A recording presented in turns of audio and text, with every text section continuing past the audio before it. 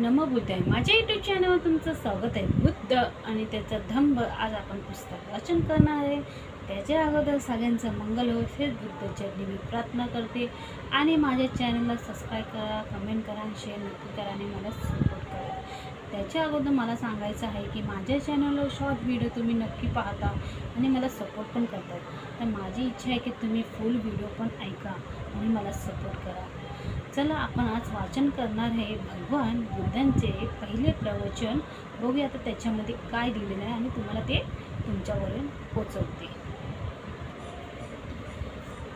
भगवान बुद्धांचे पहिले प्रवचन, विशुद्धी मार्ग. प्रविवाचकांनी नंतर भगवान बुद्धाला आपला धम्म समजावून सांगण्याची प्रार्थना केली. भगवान बुद्धांनी त्यांची विनंती आनंदाने मान्य केली. त्यांनी प्रथम त्यांना विशुद्ध मार्ग समजावून सांगितला. त्यांनी प्रविवाचकांना सांगितले की ज्याला चांगलं मनुष्य होण्याची इच्छा आहे त्यांनी जीवनाची तत्त्वे म्हणून काय तत्त्वे पाळावे पाहिजेत हे विशुद्ध मार्गाचं शिकवण आहे. माझ्या विशुद्धीच्या मार्गानुसार चांगल्या जीवनाचे 5 तत्त्वे आहेत. पहिला, कोणत्याही प्राण्याची हिंसा न करणे व त्याला इजा न करणे.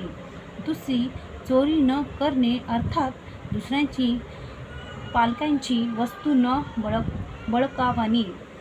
तिसरी, व्यभिचार न करणे, असत्य न बोलणे. चौथं, 5वं, पादकपेय ग्रहण न करणे.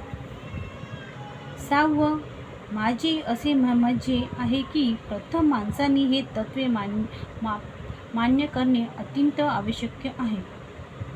कारण प्रत्येक मनुष्य जे काही करतो त्यांनी मूलपामाने करण्यासाठी त्याच्यापाशी काही एक परिणाम असेल पाहिजे की ज्याच्यामुळे तो आपल्या चांगल्या अथवा वाईट वर्तणुकीचे मोजमाप करू शकेल.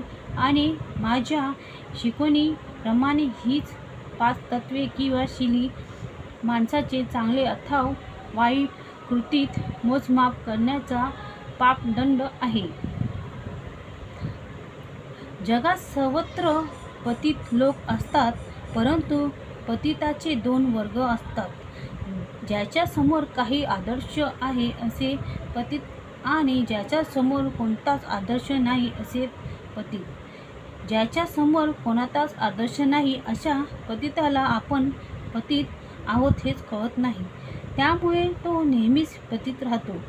या उलट ज्याच्या समोर एखादा आदर्श आहे असा पतित आपल्याला पतितावस्थेतून व येण्यासाठी प्रयत्न करीत असतो का? याचे उत्तर असे की आपण पतित आहोत हे त्याला माहीत असतं.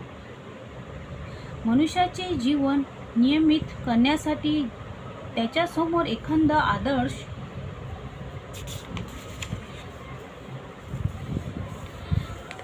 असणे आणि कोणताच आदर्श नसणे ह्याच्यातील हा फरक आहे.